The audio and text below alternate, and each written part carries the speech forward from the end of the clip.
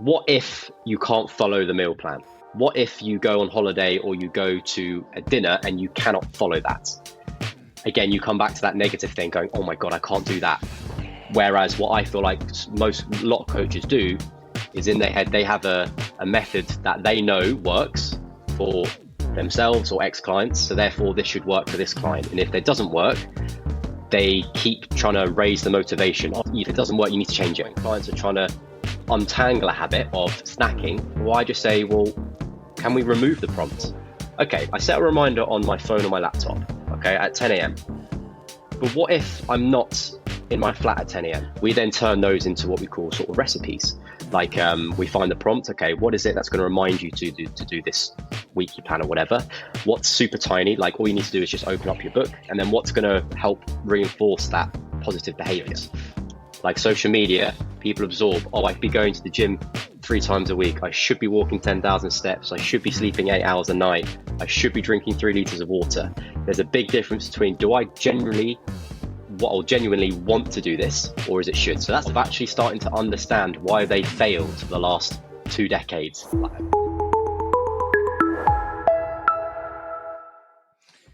So Toby, we've been planning this show for a little while, and it's actually become almost perfect that things have come up in the way, because this is the perfect time for an episode like this. So for people who don't know you and what you do with your clients, tell me about who you are and why your business is a little bit different to most online coaches. Yeah, so I'm Toby or Tobias, live in London, so East London in Greenwich, sort of been a PT since 2015, did a bit of reformer Pilates, and then moved to London to do some private PT studio stuff, which was cool. And then just decided that there was more in me to help more people. So hence why I transitioned to online literally about 2 months before the pandemic. So it was like perfect timing. Yeah, it was crazy. And then been running sort of Tobias Lifestyle since sort of October 2020. And what makes me different is I'm a huge expert and a huge passion for sort of the behavior science around habits. And for example, you've got Mary who can't form an exercise routine versus Jane who can. Now, actually, like, why is the difference in that?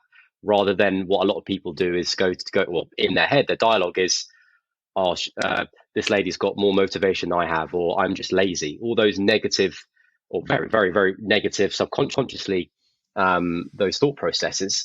And I know the learnings of actually why was she able to form that habit or that routine, that behavior, and why she wasn't. So that's what I've sort of done lots of work on. And that's how I've based my whole coaching systems, is how do I teach these people who aren't in the fitness industry, who aren't athletes, but we have to treat them differently. These guys or the girls haven't been training for 6, 7, 8 years. So we have to treat them differently. They've got families, they've got full-time jobs. So how can I teach, or how can we, now I've got an extra coach, how can we teach these people who are desperate for change? How can we teach them how to introduce new behaviors that are aligned with their health and fitness goals, that don't require loads of time, loads of motivation, and just these new behaviors become habitual. So things that happen under the radar that all add up to feeling mentally great. It might take longer, but people are obviously wanting to change their life for the long term rather than a 8-week sort of transformation. So, like, before we get into sort of the actual definition of the habit and how do we actually look to improve people's habits and adherence, that must be one of the biggest things that is important for a lot of coaches, getting an initial buy-in with their clients.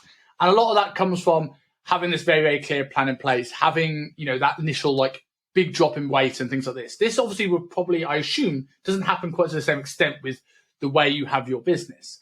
How do you and your coach improve buy-in with your clients into a more slow and steady approach? How do you get people truly invested in taking their time? Yeah, so we sort of say, I say to my coach and even myself, like within the first 6 weeks, we want to see some sort of win. So like how to quantify that, whether that is a drop in a bit of weight just because they're moving more, whether it's just they've become more confident in their own skill when it comes to exercise, whether they've made more changes, tiny changes with their nutrition that they feel are easy to do and they just feel more full, energized. So for me and for us, there's a lot more ways to quantify wins. Whereas obviously a transformation coach would be to, see the scale down or measurements as soon as possible. So for us, it's, people aren't desperate to see drops in weight as soon as they can, because like I said, they would go to a transformation coach if they wanted a serious amount of weight loss as soon as possible. So I feel like people come to us knowing it's going to take a little bit longer. But actually what I found, it's actually the learning aspect of actually starting to understand why they failed for the last 2 decades, like a decade, because people always like to know the answer to things, and we don't like knowing why we keep failing.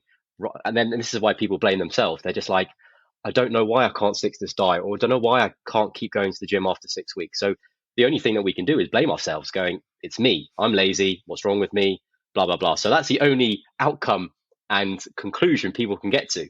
Whereas I'm here to go, actually, whoa, this is not your fault. This is literally a behavior design issue.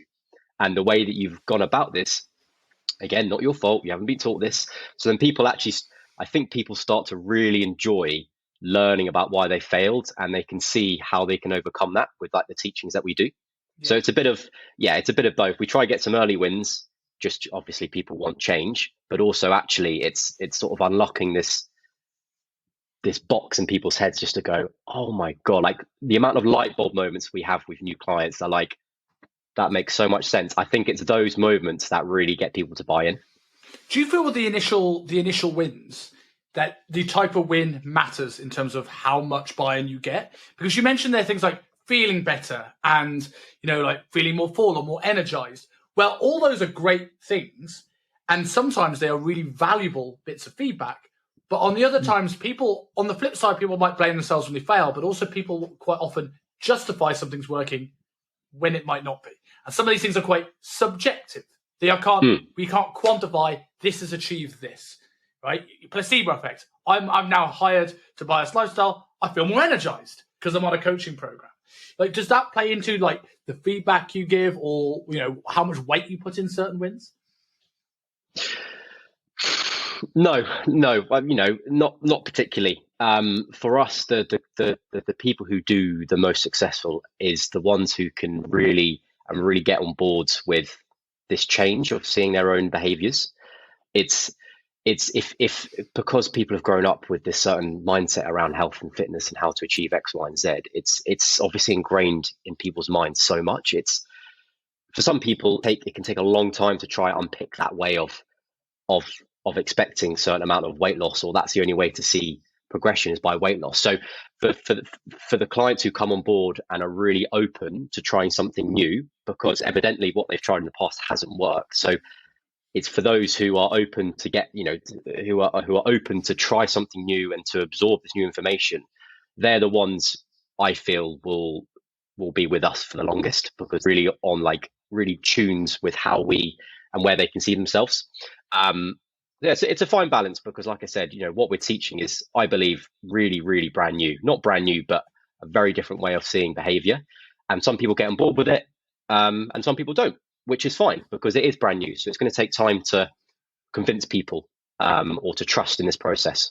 Yeah, I think it's an overlooked way rather than brand new, because I think the coach wants to make sure you almost over-deliver sometimes to try and give value to the client, but sometimes almost just completely blows the head off and just takes them 3 or 4 steps too far. Like, you look at Poliquin courses, they're all, no offense to Poliquin courses, but every coach did a Charles Poliquin course for a period of time, and they're all training athletes, including me. Yeah, and me. And beginner programs with the barbell back squat in it, and people don't know how to do a leg extension without hurt themselves. And I'm like, you've missed a few steps here. It's what do you think of that? You mentioned before the light bulb moments that come off. What are the biggest mistakes people make when trying to change their lifestyle? What are the things you see most frequently? So the light bulb moments that we get is when we explain the sort of the elements about why a behavior either continues or it doesn't. And the way that I describe this is in an equation. So, and this is this isn't my equation. This is just what I've learned from studies or books or whatever. So it's the equation of B equals MAP. So the B stands for behavior. Now, the MAP equals or stands for, the M is motivation. So do you have that intrinsic want to do this new behavior? Now, there's a huge difference between want and should. Like social media, people absorb, oh, I could be going to the gym 3 times a week. I should be walking 10,000 steps. I should be sleeping 8 hours a night. I should be drinking 3 liters of water. There's a big difference between, do I genuinely want to do this, or is it should? So that's the first thing. Do you have that want to do it? The A is the ability. So how easy or hard is this new behavior for you to implement into your life? So that's the M, that's the A, and now the P is the prompt. No behaviors in anyone's life happen without a prompt. We are always reminded to do the behavior, whether that's an internal prompt for your brain to let you know to go to the toilet. How do you know a delivery's turned up? You get someone knocks on your door. How do you know someone's calling you? Your phone rings. How do you know you're hungry? Your brain tells you. So every behavior that we do repeatedly, we have a prompt for it, whether we know it or not. So for a behavior to continue, you need the M, A, and the P to all urge at the same time. If one of those letters is missing, your behavior won't happen. So you might have the motivation and it might be super easy, but if you're not prompted, you're going to forget, you're not going to do it. Alternatively, if the ability is super easy and you're prompted, but you don't want to do it, you're not going to do it. So, and that's when I explain people that, they're like, holy shit, that makes so much sense, because I've got that. I want to change. I want to lose weight. I think it's really easy, but I never set up the right prompt at the right time to do that. Or it's my favorite part, because I can just see there, literally that light bulb just go, that's why I keep failing in the past, because I'm trying to do something that actually I don't want to do. I've just been told I should do it, but there's that balance, isn't there, of should versus want. Yeah. I always look at that as like a cue, a routine, and a reward. When I look at habits, it's like, okay, the example I always had is when I used to live in Maida Vale. I used to get off at Maida Vale station and I used to walk past this place. I used to do 3 Quest bars for a £5. And I used to buy 9 Quest bars every single day. Why I needed 9, I don't know. And it was the same thing when I used to walk at Liverpool Street. I used to go in and buy some chocolate, because it was just the thing I did when there was no reason, there was no rational, it was just a cue. I walk past this thing, I'm going to go in and eat something. And then when I changed that routine by maybe just taking a different route, I don't have that cue anymore. I don't have that routine anymore. And now I'm going to maybe have a different reward. Those extra steps may have something that makes me unwind without needing a snack to unwind. And, going things like that. I want to come back. It's exactly the same. Yeah. I want to come back to your first point there. You mentioned intrinsically wanting something versus like feeling like they should do something. In today's world where we're so bombarded with so much stuff, that's not always easy to distinguish. How do you help people distinguish that? Because they might really think they want it, but actually it's still a bit of a should. Yeah, it's it's a balance, right? The person on the other end has to be transparent and be like, look, I'm no judge. If you generally don't want to do this aspect, that's fine. But with a lot of cases, it's trial and error, isn't it? It's you try something. If it doesn't work, you maybe try it again, doesn't work, scrap it. Whereas what I feel like a lot of coaches do is in their head, they have a method that they know works for themselves or ex-clients. So therefore this should work for this client. And if it doesn't work, they keep trying to raise the motivation. Oh, you can do this. Let's keep going. Whereas actually you need to, if it doesn't work, you need to change it. So that's how, because I've got no real structure to know, okay, they're saying they want this, but how is it because they've been told by a doctor or their friend, or is it deep inside? That's, there's only so much that I can know, but it's just trial and error, and then changing if you need to. That's how I would go about it. So you mentioned before air, I know we maybe should have started with this, but we got onto the topic of like how habits, stick. But what is a habit? How would you define a habit? So, yeah, I mean, I've tried to look up the definition. Obviously, there's a couple of Google searches, but the way that I would put it together in my head is a habit is a repeated behavior or behavior that is repeated, that happens relatively subconsciously, or I like to use the word under the radar. So it's just to again summarize that, it is a behavior that is repeated, that happens relatively subconsciously or under the radar, and that's how I would define it. Okay. So you've now got, well, they want this repeated behavior. So I'm assuming in your initial sort of consult process with a client, you're delving into what their why is to find out how intrinsic this goal is. And then you mentioned they're having this sort of like cue to do this. And obviously a big part of building any habit is someone's environment, right? Which is almost a tricky thing to tackle for clients, because one, do they actually see value and change in their environment? They're so ingrained with their environment, it's part of their identity as part of times. And often they're almost a bit overwhelmed by whether it's work, like anything you give is just going to be that little thing that just tips the stress cup over the edge. So how would you approach someone changing their environment with your clients?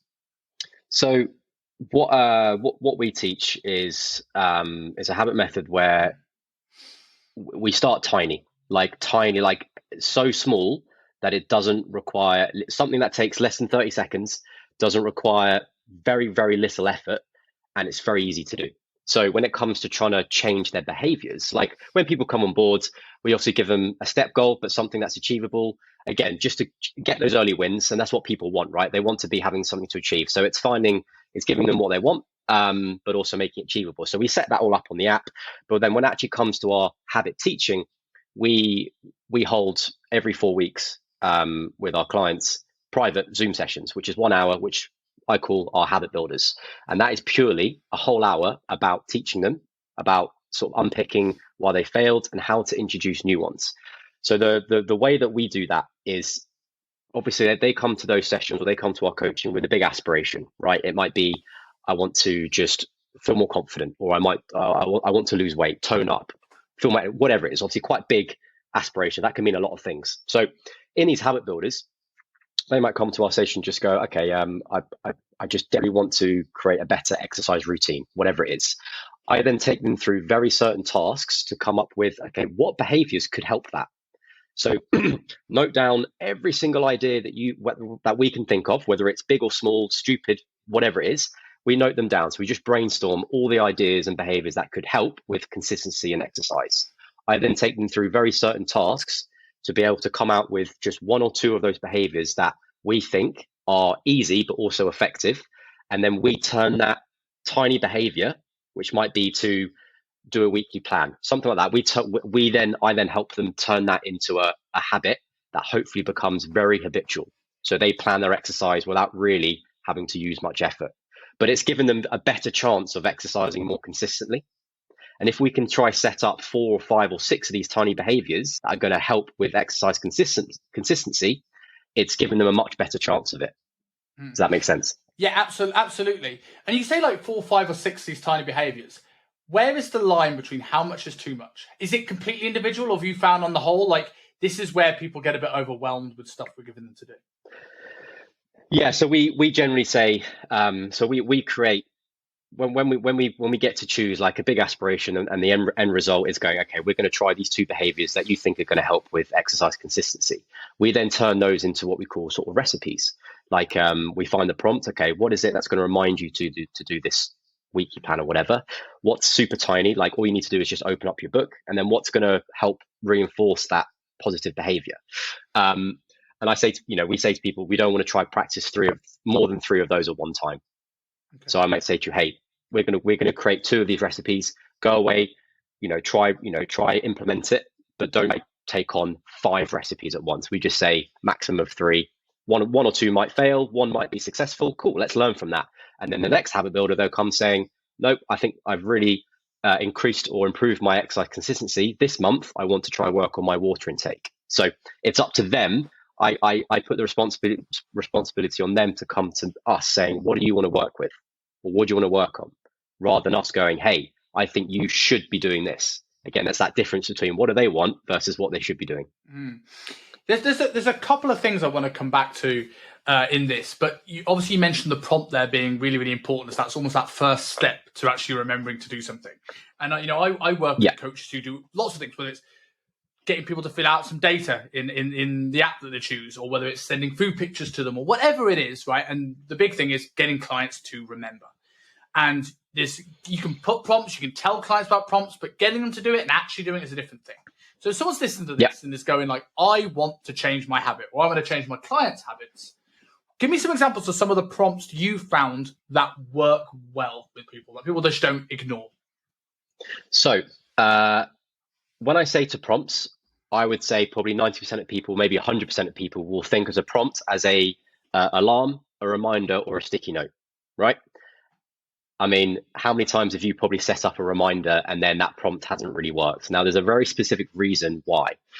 Because when you set up a reminder, you have to set that reminder for a certain time. And I've got a very clear example of why this failed for me. So the example that I tell clients and when they're learning about this is I had struggled to take my supplements on my daily vitamins for many, many years. I would do it sometimes and I sometimes wouldn't. And I'll be like, I've set up a reminder to come on at 10 a.m.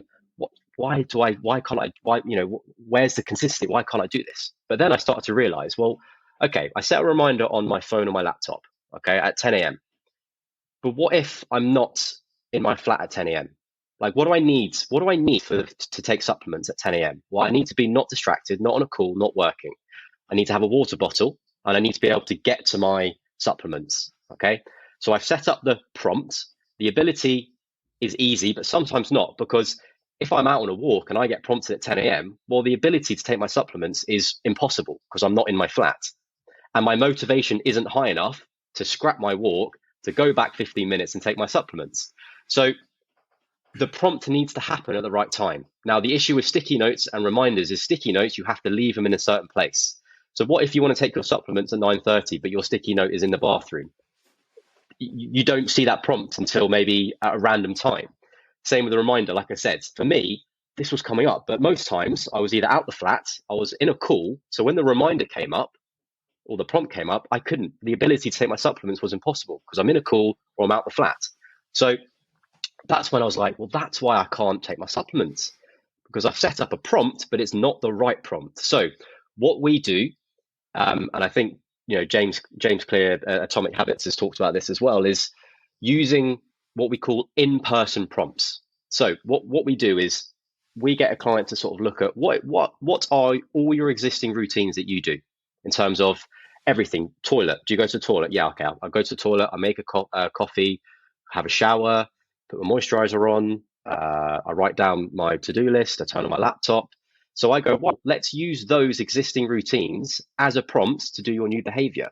So for me, I was like, okay, I was brainstorming and I was going, okay, I want to take my supplements in the morning around breakfast time. Okay, so my kitchen's here and I work here.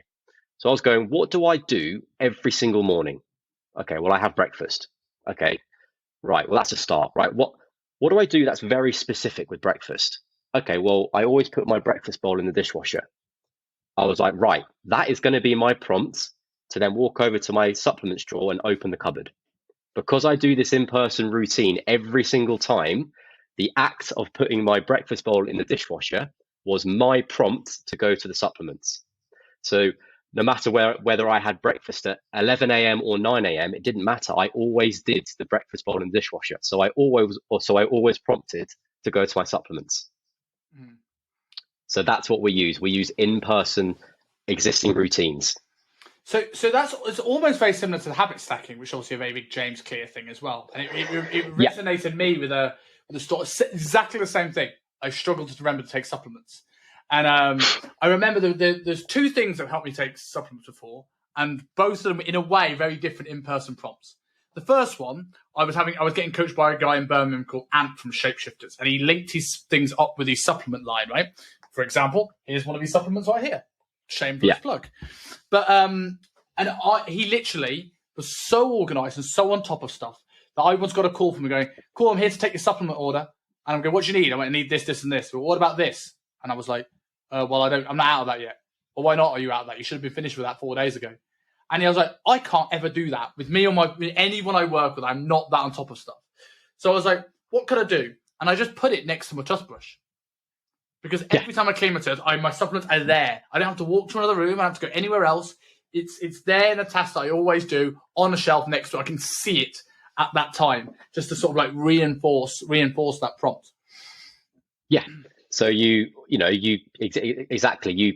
just were prompted much more often, and that was enough for you to prompt you at certain times. So it can be as simple as that. And when you're when clients are trying to untangle a habit of snacking, well, I just say, well, can we remove the prompt? Can we move your snacks drawer to somewhere that's harder to get to? Or can you move, most people have their snacks drawer at eyesight. It's like, well, can we remove that prompt? Can we put these snacks behind something? Because then you're less prompted. And I had a lady who wanted to reduce her alcohol intake. And I was like, okay, rather than doing what most people have done is going, right, I'm going to stop alcohol, i.e., I'm going to use my willpower to resist alcohol. I was like, well, what reminds you what makes it so easy for you to drink alcohol at home? And she was like, well, I get a Majestic wine delivery like every week or every 2 weeks. I was like, well, how do you get reminded to get delivery? Well, they email me with all these offers. I went, right, well, there's your prompt for you to order wine every so often easily with all these reminders. So I said to her, well, how do you feel about removing that and just unsubscribing? She was like, well, yeah. Well, the motivation was there because she wanted to stop drinking or less. The ability was easy because all she had to do was click one button to subscribe, and we sort of removed the prompt. So, hey presto, he drank less. So it's pretty amazing when you can keep it that simple. I love that. Everyone thinks about how to build habits, but almost not how to break down existing habits that aren't working for you. I think that's really, really interesting. And like when you're looking at like, I've lost my train of thought. That was so good. But yeah, is there anything else you do? Like, because you said there about looking at building habits. What else do you do to take away old habits? Is there anything else you work with to stop people falling into the same bad habits? So there's sort of different levels, right? We say level 1 is learn how to implement new habits. Level 2, which is more advanced, is learning how to untangle bad habits. So you generally, if you can learn how to implement new behaviors and get them quite habitual, then you're in a position to try untangle. But obviously when you hire a coach, you can have the support to go up to level 2. But if you're on your own trying to do it, definitely you want to learn how to build new habits before starting to untangle. But it's the reverse engineering. So if you remember the B equals MAP, obviously you want the motivation, you want the ability to be easy, and you need the prompt. To untangle behaviors, you reverse that. Can you remove the prompts? Can you ignore the prompts? Yes or no? If you can't, how do I make the behavior that I'm trying to untangle or stop harder? So again, moving something to a much harder place. Like I had a chap who was trying to reduce his smoking. He got back into that bad habits. And I was like, well, where do you keep your cigarettes? And he was like, well, in my coat pocket. I was like, and then he bought a whole stack from abroad. And I was like, where do you keep those? Or in the cupboard? I went, how do you feel about moving your stack of cigarettes to the loft? And I was like, would that make it harder? He was like, that would make it a lot harder. So he moved them up there. And obviously sometimes when he got reminded, he was like, I can't be asked to go to the loft. So you make it harder to do. And then your last resort is how do you demotivate to do this behavior? So that's the last resort. You don't want, you don't want to be setting up things on your fridge to remind you how fat you were. Do you know what I mean? It's not the most positive way. So you want to try do the prompts, the ability, and then the last resort is, can I demotivate myself to do this behavior? So you just reverse engineer it. You say that's the last resort, but it's also where most coaches go to first, right? It's like, I'm trying to tell you why all this thing's bad. Your fast food is bad. It's going to make you fat. It's going to make you lethargic. Why are you doing that? And no one likes to be sort of told what to do and told why their behavior sucks. And like there, it's sort of like, look, let's put this in a position where you almost change your habit without even thinking of it. It's like when I talk about when people are eating out, and I like general rules that most coaches will do, but the way I often talk about, like, have some, whatever you have some form of protein in your meal and something green in it, and eat those first. And that's different from don't have chips. It's like, if you do those two things, you can order the chips. But that's the difference between having 2 or 3 chips and feeling satisfied than having 3 bowls of chips. And at no point have you gone, oh man, why are you not eating chips? Simon says I can't eat chips. Totally different mindset, and totally like you're not as motivated to continue. No, and a huge difference between adding something into people's lives versus removing it. And the quote that I've learned from different scientists and books and studies is probably my favorite quote, right? Is people change by feeling good and not by feeling bad. So when coaches skip straight to that demotivator, hey, you don't do this. If you do X, Y, and Z, well, I mean, that's a negative way to think about something, is if I do this, then this will happen. Whereas people change by feeling good. If you can make someone feel good inside by ticking off these little, these little behaviors or creating momentum, they are much more likely to change for the better if they are feeling positive versus a negative. So hence why the demotivator is like the very last resort. You mentioned over the course of this a lot the term we rather than I or they. How important do you think it is that you bring your clients into the decision-making process, both from the perspective of how much easier it is for them to get results and for managing your workload and responsibility and energy? Yeah, so it's like what I said sort of earlier, right? It's the should versus want, right? It's hopefully most coaches out there, they know how to get a body to the sunshine is killing me. They know how to get a body to lose body fat, right? Lose weight, calories in versus calories out, right? We all know how to do that, but there's a fine balance between we've got to treat these people as who they are versus not athletes, and they're not in the fitness industry. They don't know all this, so it's you've got to treat them as what do they want versus what we can give them. You've got to meet in the middle, because I see so many coaches going, well, this has worked for X, so you should be doing this. We need to do this. And it's like, well, actually, what do they want to do? And then how can I accommodate that?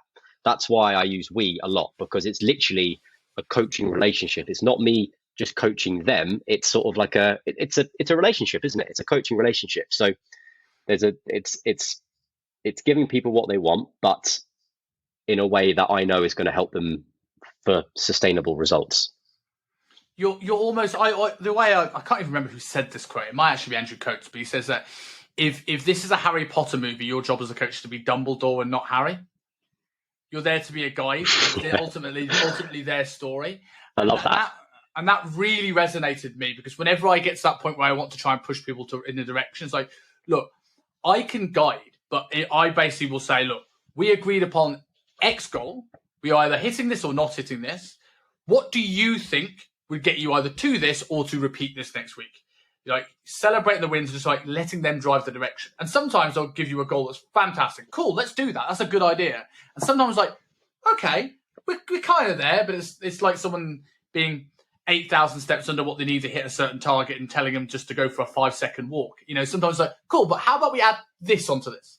And it's still them. They're still approving everything that you do. And obviously, I'm coming this from the transformation background rather than breaking it down to those small chunks. But I think it's something a lot of coaches almost miss out on an easy win just by almost asking the question, is this something you want to do?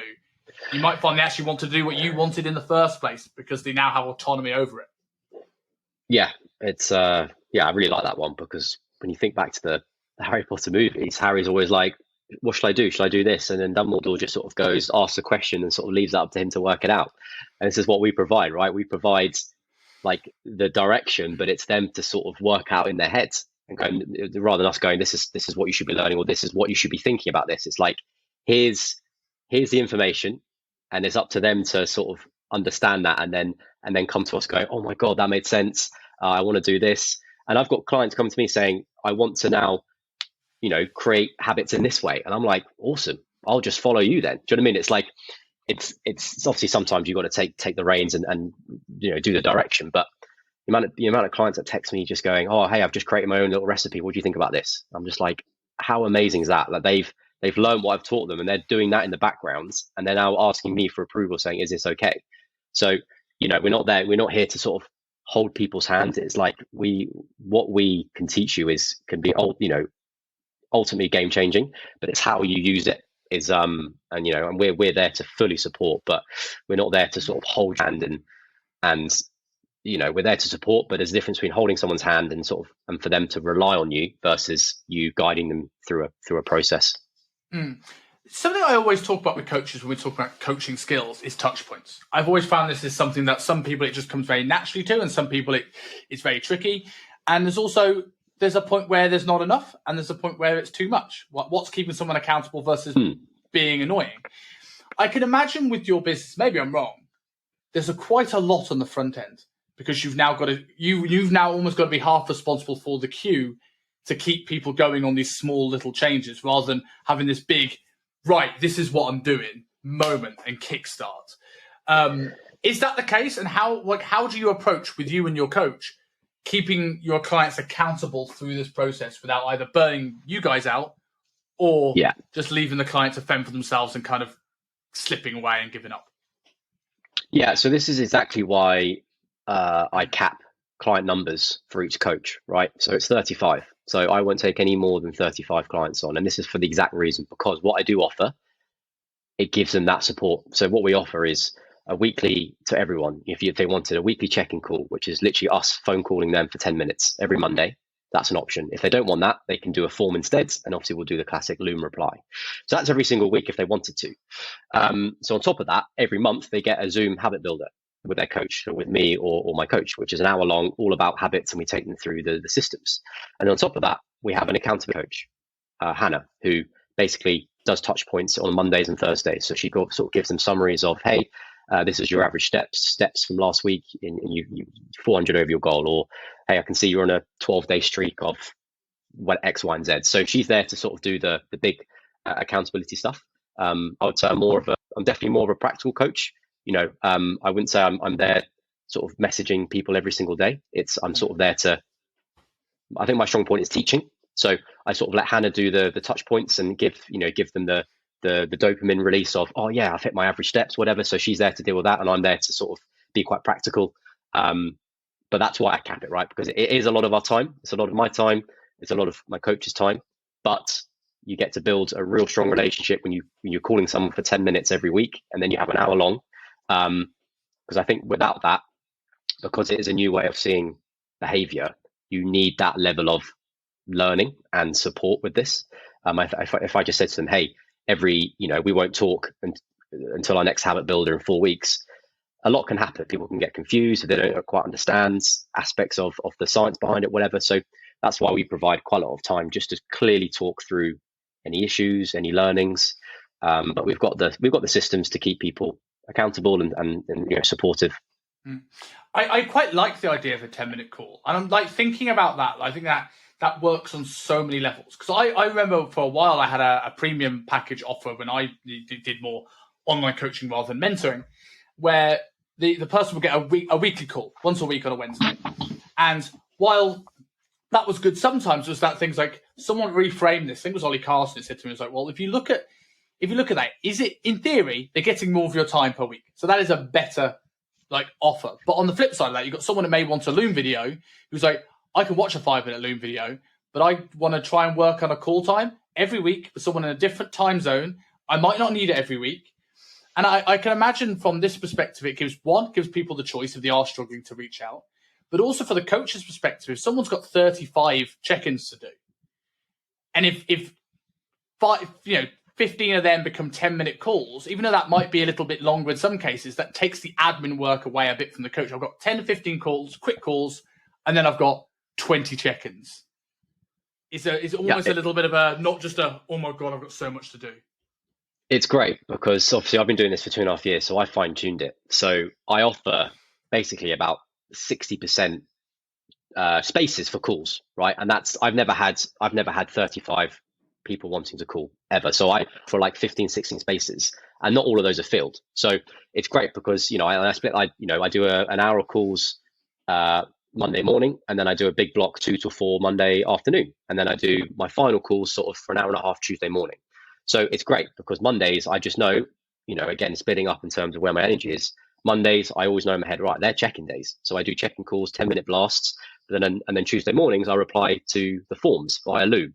So it's like you said, it's not going, oh my God, I've got 35 Loom recordings to do, or I've got 35 calls. It's like, okay, I've got 12 calls, and then 20, 15, whatever, checking replies. So it works great. And like I said, you can really get to know people over a call, and you can get through a lot in 10 minutes. I know most coaches watching this, you send a video saying, hey, what do you think about this?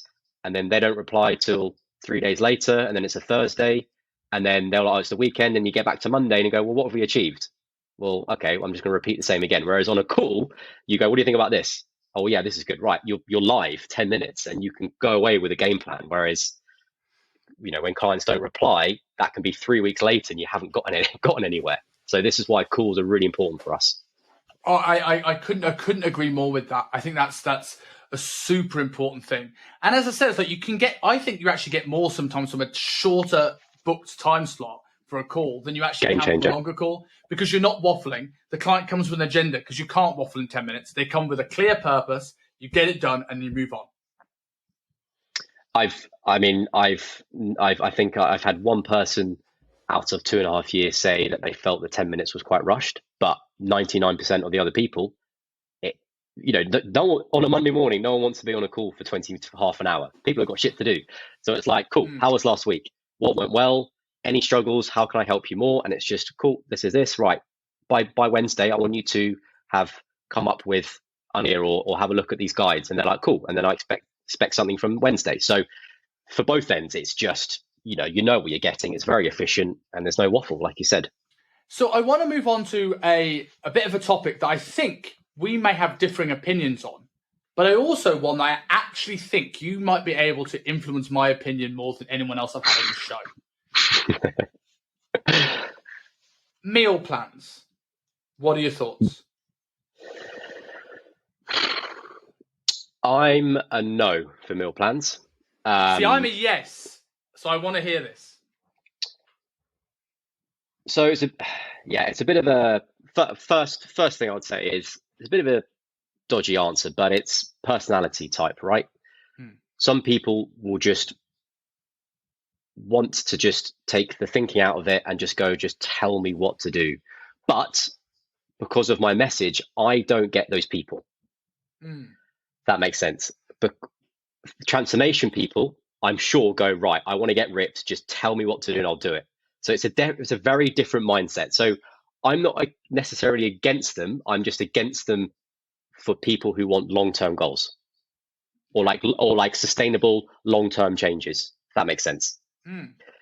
But the reason why I'm sort of against them for me is because, again, if you come back to definitely out of that equation, MAP, the A, the ability, right?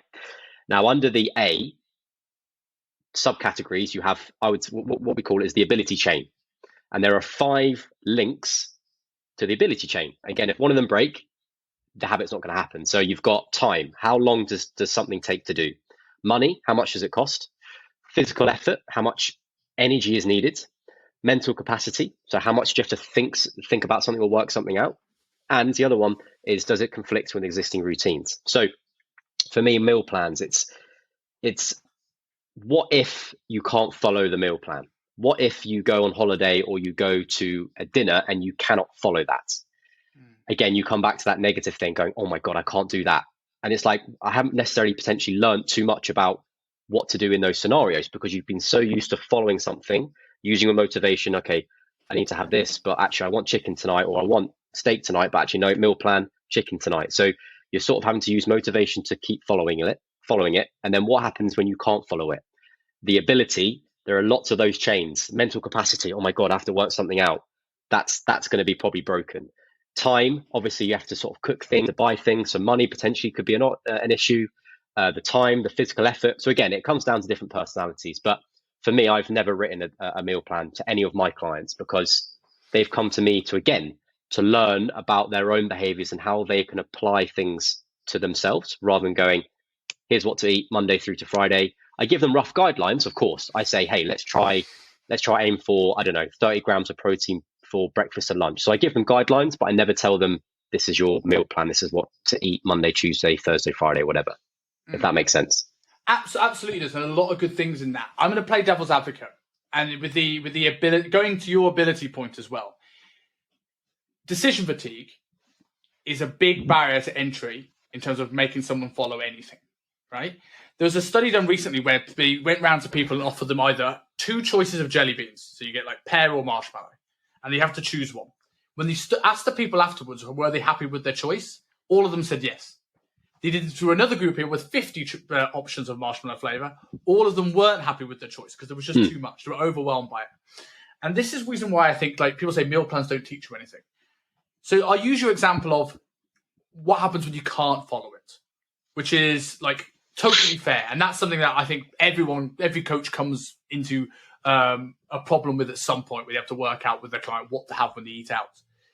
But what happens when someone says, I'm going to give you this many numbers, go, or even 30 grams of protein per meal? Because 30 grams of protein per meal, that's talking in trainer, right?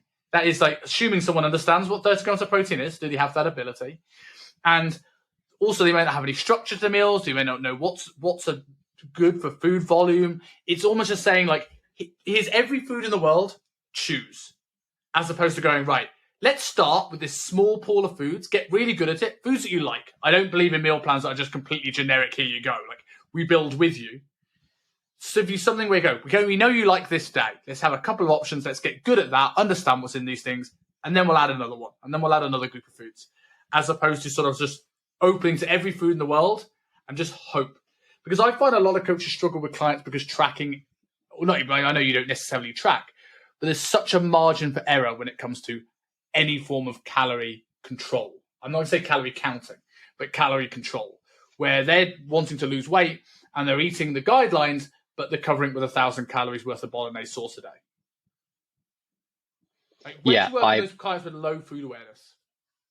Yeah, so to come back to sort of the meal plans, I 100% there is an absolute benefit when it comes to, I think there's definitely a balance, like flexibility. Like, I think most coaches will say telling someone what to eat, and you have to eat this certain amount, blah, blah, blah. But actually, if you give a couple of options saying, hey, like I say to people, I've got loads of guides, like breakfast guides, snacks guides, here's different proteins that you can choose from. So I think if you offer those, like I say to people, hey, I want you to choose out of my breakfast guides 2 or 3 options that you can go to that are around this sort of amount of protein, this amount of calories, and people like, again, you take away that fatigue. So I think if you can offer options, I think it could be really game. Obviously you can learn a lot from it, but in my head, I've always thought of meal plans as this is what to eat for lunch and for dinner. But it sounds like you probably it sounds like you do the more flexible of going, here's an options of foods, and that you like, you can choose between you can choose between 1, 2, or 3. It doesn't matter. So I definitely think there's loads of benefits for the flexible dieting or meal plans, however you want to call it. There's a balancing act. There's a balancing act with that, because it's also like always. I went through a while of like building meal plans with the client, where like, what do you like, and let's make this with you, like on a call, on the start. And while I would still always do that, I've almost gone back to the whole, any white meat, any red meat, any carbohydrate source, because even though you can build this great thing on day one that they really, really like, but then like we can't assume that people know alternatives. You can give them a swaps document that they'll never read, right? And you go, well, I haven't got chicken in. What do I do? They don't think turkey. They don't think pork. They think McDonald's on delivery. Like it's one extreme to the next. And I think having that sort of like, cool, here's a variety. They're all going to be in the same sort of bracket, but like, don't panic. Right? One of this sort of thing is probably going to be a better option. And that's something I've changed my mind on, even recently, of almost being more generic, because actually just takes away that all or nothing. If I can't do this, then what? Yeah, 100% agree. Like I said, it's giving people just a couple of options that they like, and then again, it just gives them the control again, rather than going, you can only have this. Do you know what I mean? I'd probably not go back on my answer, but I wouldn't say I'm not 100% against meal plans, but it depends what you define meal plan, right? Yes. It's strict meal plans I'm obviously against, but what we've talked about now of giving options and giving them the control, I think I'm all for that, because I do that. But not in a way that's on a Google sheet saying it's just like, here's some guides, go in and have a look and whatever. So it's probably a little bit more casual than maybe how you run it. Do you still get people that have all or nothing mentalities? And if so, how do you deal with it? Say that again. Do you still get people that have all or nothing mentalities, or do you kind of is your marketing filtered that out? No, it's people come to me, I think, really, really like the idea of how I teach, but in their head they're stuck in that all or nothing because they haven't tried anything. So it's like people come to me going, oh my God, you talk about taking tiny, it's all about just building momentum. You're not having to rely on, motivation the whole time. So they understand that, they resonate with that, but they don't know how to implement that. So on the discovery call, it's like, well, okay, where have you been? What's your biggest struggles? And I would say 90% of people is, I just can't stick to anything. I can't stick to an exercise or a nutrition regime or routine. Honestly, if I had to put it under a category, 90% of people just can't do that. And that obviously that then goes into different forms. But if you had to summarize it, people just cannot stick to a exercise or a nutritional or health and fitness routines for longer than X, Y, 6 months, 2 weeks. So it's then teaching them why haven't they been able to do that?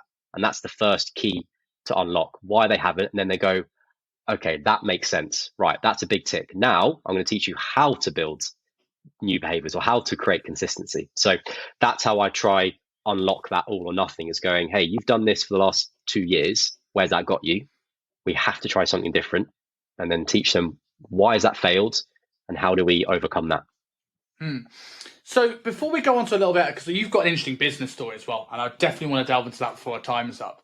But to close this section off in terms about habits and building habits, for coaches out there who are struggling with their clients' adherence, and obviously you are an expert at breaking this down into making this simple, what do you think is the biggest reason that coaches struggle to keep their clients adherent, for one? And what is one thing that they could put in place now in their coaching business that will improve their results? So I would say the biggest thing that I can say is the way that I'm going to try to describe this, right? Let's say we've got two rows or two barriers or two pillars, whatever. This one is motivation. Naught motivation is you don't need any energy to do it, right? It could be to go to the toilet, whatever it is. 100 could be something that needs loads of motivation. Like, for example, let's use to track calories every single day for the next year. That requires a lot of motivation for Jane, who's 40 with 2 kids, right? So we've got motivation. We've got ability, right? Naught ability is something that is so easy to do, like to scratch it or what, do you know what I mean? Something that requires nothing. And then you've got high ability, so something that requires, again, really, really tough. Again, let's use tracking calories for every single meal for the next year. That's a pretty hard ability if you're going out for dinner, you're going on holiday. So let's use those two pillars, right? What most coaches do with their clients is they set the ability. Let's use, okay, I want you to track your calories every day, right? For most people, ability-wise, who's Gen Pop, that's pretty high. I would say like 70, 80 out of 100 ability. Pretty tough thing to do. So the ability's set, right? And that doesn't change. Whereas what most coaches do is they always try change the motivation. So the client's motivation will do this. When they first start, it's going to be higher. Cool, they track. What if it drops? Okay, this coach goes, right, come on, you've got this. Remember why you came to me? You want to create here, right, motivation back up. Okay, that happens for a couple of weeks, it goes back down. So coaches always try change the motivation, but they never, ever, they might do, but not that I see of. They never change the ability. So, and the example that I like to use is Couch to 5K, right? Couch to 5K, it starts small, okay? So ability goes from maybe 0 to 10. You've got to walk 1 kilometer. Okay, motivation isn't that needed. Next week, 2 kilometers. 3 weeks time, 4 kilometers. So the ability gets harder, harder, and harder. Hence, the motivation needs to get higher and higher. But for most people, when it gets to 4K, whatever, their motivation stops and they have this gap. Hence why they don't complete Couch to 5K. So what I would say to coaches out there is, rather than always trying to motivate your clients, can you change the ability? Why not just scale it back? So rather than say to clients, okay, I want you to track every day. Why don't you say, okay, we're going to, whilst you're in work mode, why don't we track for 3 days, even 1 day, and let's nail that 1 day. Because yes, you might be taking a step back in terms of results, but if you remember that quote I said, people change by feeling good, not by feeling bad. So if they can start to get used to completing things every week, they're going to start feeling good versus, okay, my expectation is to track 7 days a week and I only did 5. In their head, that's a failure because they haven't hit your expectations. So I guess the moral of the story is, rather than always trying to manipulate their motivation, which is going to fluctuate, why don't you have a look at the ability and maybe just make it easier for your clients, and they'll start feeling more positive. And that's what I would say. Yeah, I suppose you can reframe that. You might take a step back in terms of results, because if your client crash and burns halfway through and never sees the result through, you've actually made the results quicker or slower or non-existent. Whereas if you help people start slower, they might actually get there. Yeah, and what I've really found is actually when people come to me saying, "Oh, I want to be here, I want to, fit into a size 8," and then, but actually, when you get them starting feeling good by, "Oh my God, I'm on a 12-day streak of just hitting 4,000 steps," they actually forget about the result a lot of the time. because they get so obsessed with, oh my God, I'm actually completing things. I'm gaining momentum. Like, oh my God, look, I'm on a 15-day streak. Like I've got 3 clients who are on a 171-day streak of doing 15 bodyweight exercises a day. 15 reps of squats or push-ups.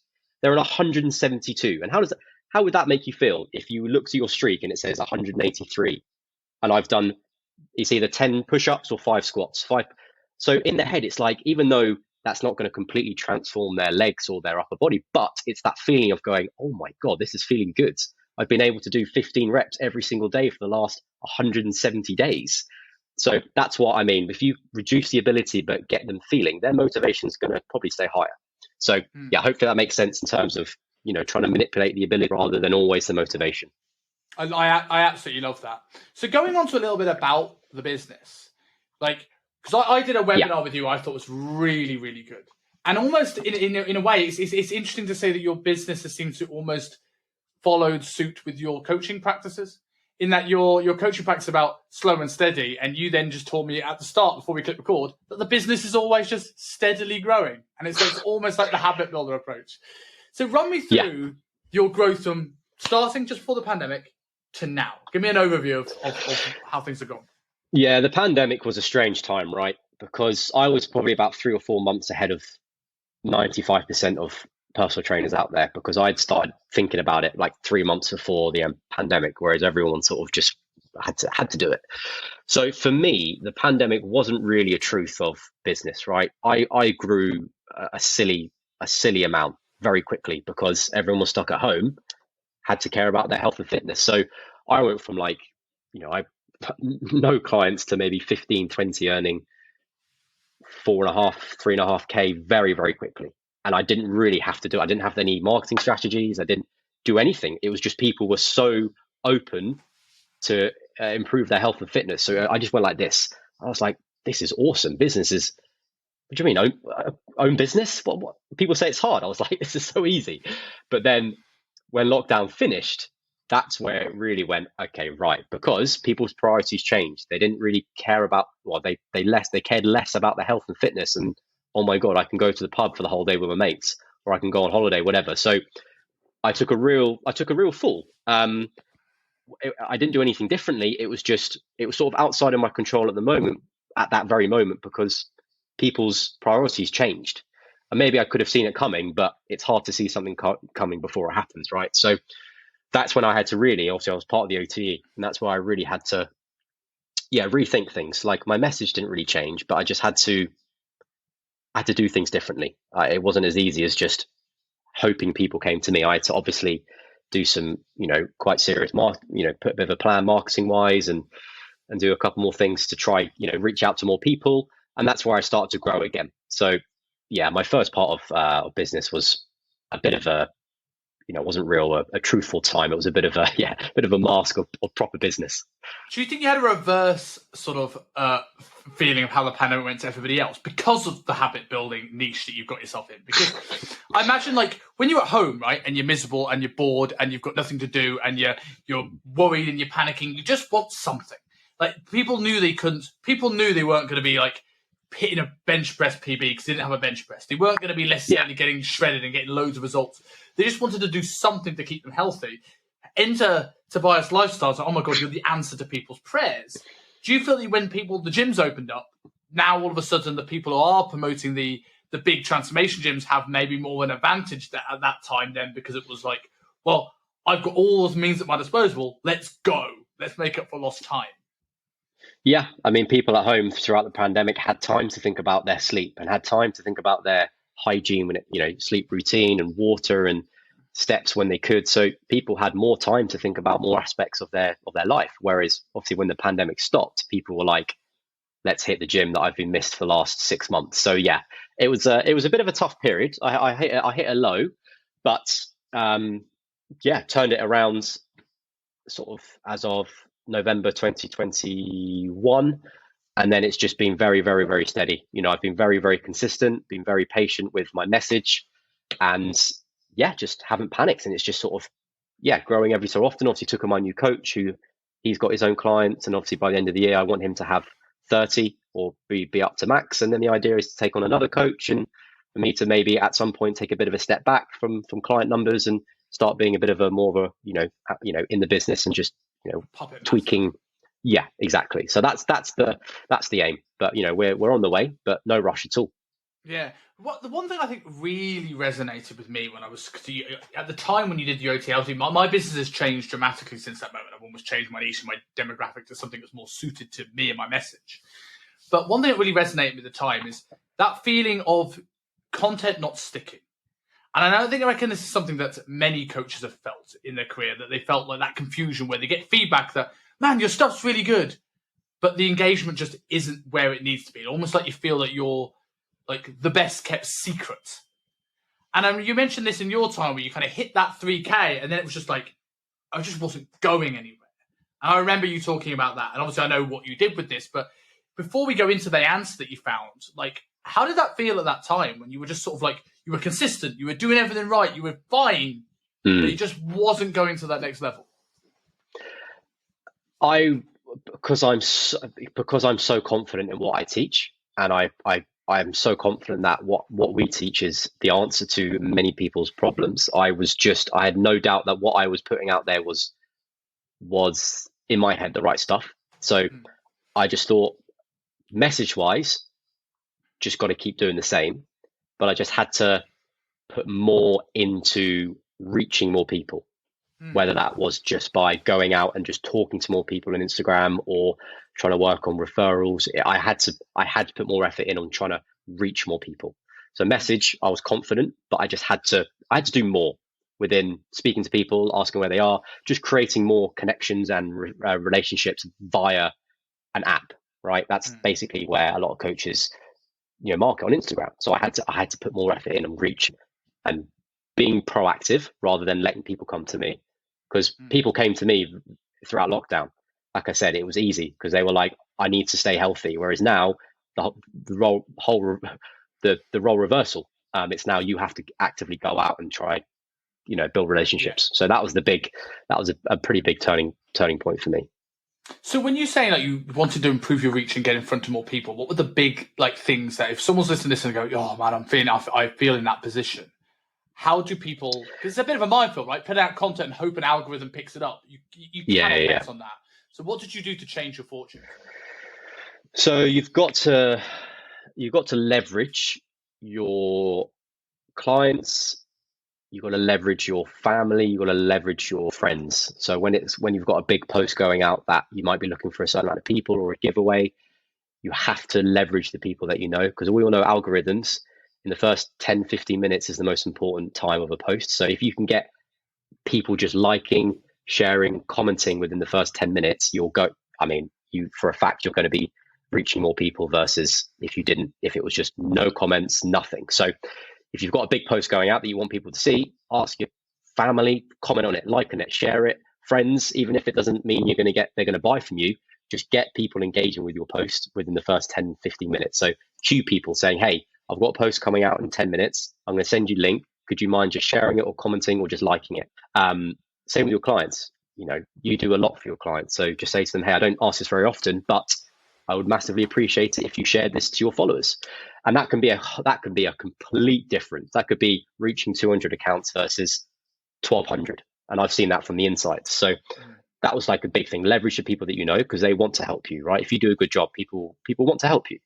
And the other thing is actively going out and obviously following people. So whether it's 20 new, finding the accounts that you think people hang out that you want to coach. So I coach quite a lot of actors now, I got a couple of actors in, and that's just sort of built out into more actors. So, I'm just trying to look around sort of the big accounts on theatres and stuff, and just see if those people are sort of hanging around and follow. If they follow back, you can just go, yeah, thanks for the follow, and then start building a bit of a relationship and just see where they're at. So it's actively going out and finding new followers rather than expecting followers, because in the first year of Instagram, people were following people, whereas 10 years later, no one actively goes to follow people that they don't trust, that isn't an influencer, right? You have to get your face in front of them for them to go, oh, this guy's interesting. So they're the main tips, I would say. I think it's what a lot of people don't know the niche quite enough. And I think this is partly the reason why I took a big change. Like I've been doing this for 12 years now, right? I've worked in multiple countries around the world, and I'm confident if you gave me Mary, mother of three, lawyer, I could get her in shape. But it's a total different thing too. I can get her in shape, then I can speak about her problems on Instagram. I feel that, oh my God, Simon's speaking to me. And for a while I was like, you know what? I just can't, it's not the same. But what I can do is I can speak to coaches because I've mentored coaches, I've worked with coaches, I've hundreds of them over the years, thousands of them if you include sort of like the stuff I was doing, so like running education at big gyms. So all of a sudden now, being able to have that, like as you said, leverage those people can resonate more with the post. People understand it. I can do a better job of this, which is a huge thing. One thing I remember you mentioning before that was a big thing for you was micro influencers.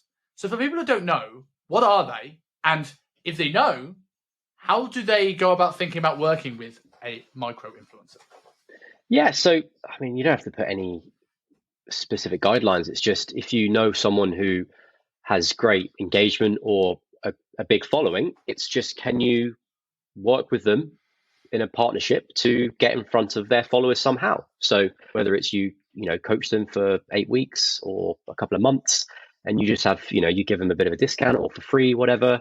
And in partnership, they just do a couple of posts or 1 or 2 stories a week. And it's an easy way just to get in front of X amount, 1,000, 2,000, 4,000, anyone. So just, I wouldn't say you need an X amount of followers. It's just, if someone has good engagement, they have more followers than you, see if you can just reach out and see if they want to do a bit of, work with them, or they want to work with you, and then just, strike up a bit of a partnership. And it can be as simple as that, but it's finding these people is tough. Like I was lucky because I knew 1 or 2 people who had bigger followers. So for me, I already made that connection. So it wasn't me just randomly messaging. It was like, oh, they know what I'm about because I used to train them in the gym when I was in London Bridge. So they knew me and my expertise. So it was easier. But if you get 1 or 2, then it becomes easier because their followers know them, and also they see they're training with you. So you have a mutual friendship. So it's just trying to reach out to 1 or 2 and do a good job, and then your life to strike up a deal with these micro influencers will be a lot easier. Do you think it's important to know your niche when approaching these influencers as well, right? Because I've had some bigger influential clients, let's say on Instagram, that they might not post or promote your stuff. They might be pretty private. So it's one, knowing their Instagram habits if they're willing to do it, especially if you're doing it for free. But also their audience has also got to be someone that might also resonate with your audience. You can put yourself in front of 10,000 people, but if it's 10,000 people that do not care about slow and steady lifestyle change, that's not going to help your business. Yeah. If you've got somebody who's maybe has a lot of health conscious people on their page, that's a lot of good eyes on you.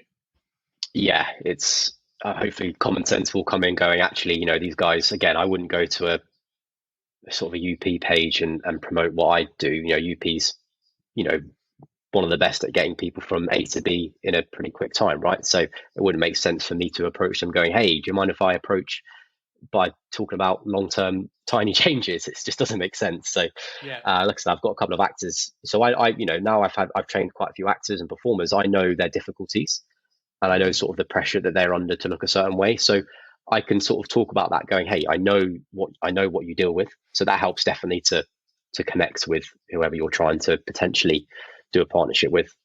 And I can imagine with actors as well, like they probably have done these big, intense transformations to get in shape for roles. And it's like, well, they need to stay in shape through that production and then be ready for the next one. And that's where someone like you, I suppose, will come in and have a huge benefit. Yeah, the thing with that side from that industry is a lot of actors use their job for their exercise, right? Because they are so active on stage. Like it's a tough job. Like it's a lot of effort, a lot of energy. So it's when actors stop their contract or they're in between shows, they're like, oh my God, I can't exercise because they've been relying on their job to do that. So then they're like, oh, okay, I'll go to the gym.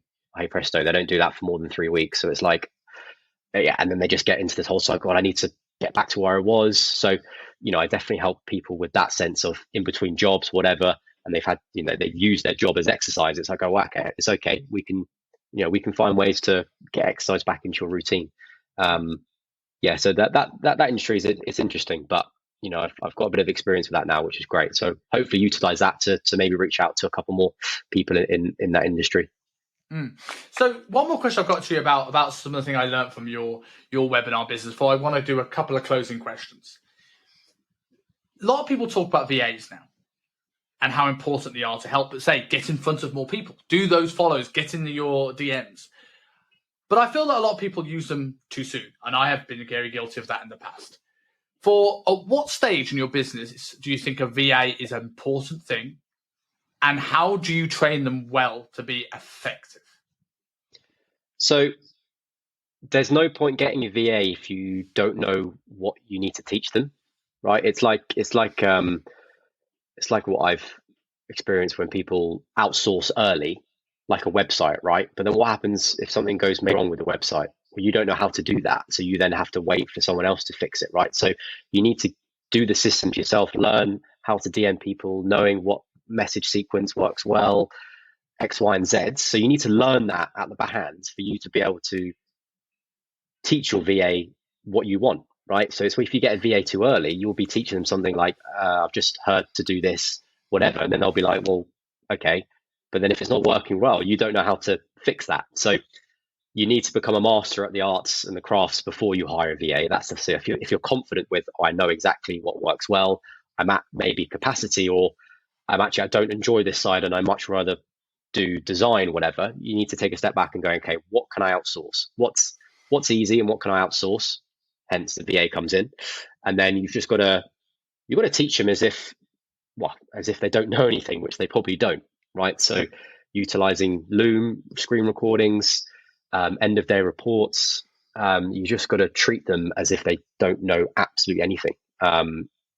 You've got to imagine they're like a 5-year-old. You've got to go into that much detail, and you cannot expect them to come into your business and know what to do. That is a real bad trait if you do that, because they don't know your business. It's like when I've just hired a coach, I found it really difficult to learn everything that's in here. How do I get that on paper for then him to learn that? It was really overwhelming, because I've all these systems that I've come up with, like the habit builder, X, Y, and Z. So I was like, oh my God, how do I get what I've learned in here onto paper? But you just got to do it. You've got to take it in chunks. You've just got to make it clear. Sorry about that. That's a rookie mistake there. Are you able to pause? Because my door's just gone as well. Oh, yeah. I keep recording. I'll edit it. Yeah, it doesn't. Fine. Well, I can do that. Literally, as your phone went off. Yeah. Right. Right, it's not there anymore. So. Cool. I've got a little bit of editing doing this one, but it's fine. I don't mind that. Right, we're back. Cool. You good to go? Yes, all good. Sweet. Yeah. Cool. You finished going through the VA stuff there, didn't you? I was just basically just go on from there. Yeah. Cool. Yeah. I'll give a few seconds and I'll go into it when I get to 10. Yeah, but I completely agree with the VA that people jump on it too soon, and I think I've certainly been guilty of that in the past, of not necessarily assuming that they know everything, but almost assuming it's going to take time off my plate. But you've also got to maybe give time, make sure you have time to train them properly. If you're already almost overflowing with overwhelm, adding a VA doesn't immediately take it down. You need that space to train them before you can get in a good position, right? Yeah, it's to do, like you said, to be at max capacity and then to train someone completely new. Whoa! If you're overwhelmed already, it's that short-term burst is going to take you over the edge. So you want to try and catch it early, if you can. So if you can go, okay, I'm on course at the moment to hit my max clients in 2 weeks. Maybe start the process then, rather than waiting for that. You'd be super stressed and trying to teach someone all your systems. It's going to come crashing down pretty quickly. So, or it could go the other way. Actually, you have to make it work so much. You just take it on and just go. I'm just going to go for it and just take it. very, very, very true.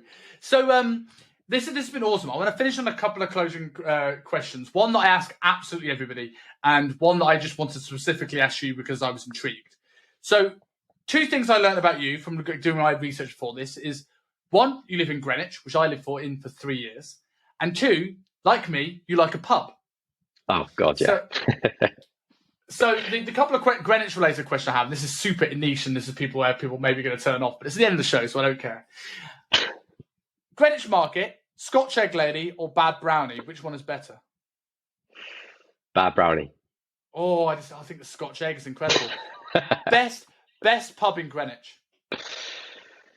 Define best pub for what purpose? We're not clubbing here. We're not getting into your house stuff, because this is where we disagree. Best pub for a good Sunday afternoon drink. So we really like the Coach and Horses in the corner of the market, because it's got outdoor heaters and it's got good vibes with the market, good pint of Guinness, good food. So we like that if you want a bit of a bit of atmosphere. We also really like the Plume of Feathers, which is very hidden away. It's like behind, I don't want to say it because I don't want people to go, but yeah, it's very close to this. It's close to the park, but hidden away. And it's like super old school, fire, good pint of Guinness, very old school. Absolutely love it there. Because good pint of Guinness is your game changer. I'm a sucker for a pint of Guinness. Well, I moved back to the UK in June. I am going to hook, reach out to you to find out where this pub is, because I didn't know it existed, and I thought I went to them all. So no. So I'll give me a shout. Hook you up for a Guinness for there. My favourite was always, oh my God, I can't even remember the name of it now. You go in towards the park. You got the one on the corner by the park entrance, and then you've got the one a little bit down with the beer garden, all the board games. And I can't remember what it's called. So the one on the corner is the Greenwich Tavern. It's not like a Richard or something, is it? Yes, I think it is. Yeah. That's my favourite. I think it's like Richard I can't remember. Yeah, I've been there once, but that is cool, that one. Real big outdoor bit, isn't it? So my closing question I ask everybody, tell me something you have changed your mind on.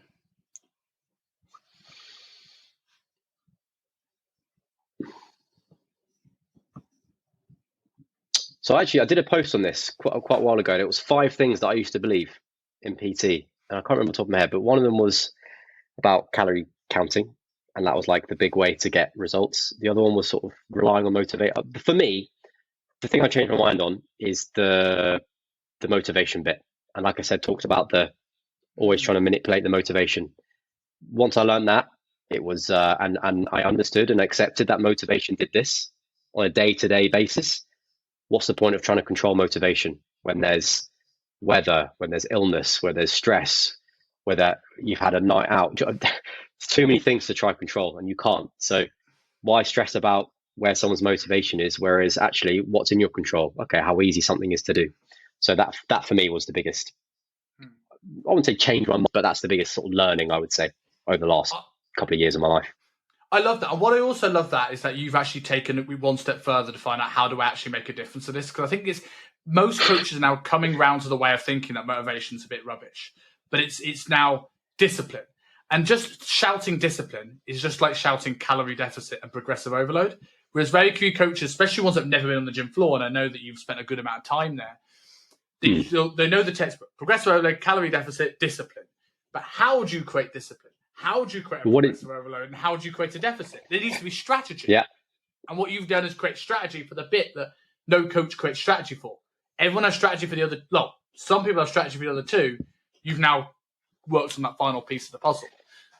Yeah, for me, it was a real clear image in lockdown where I knew how to get someone to this result, but there is a huge grey area of, well, how do I do that?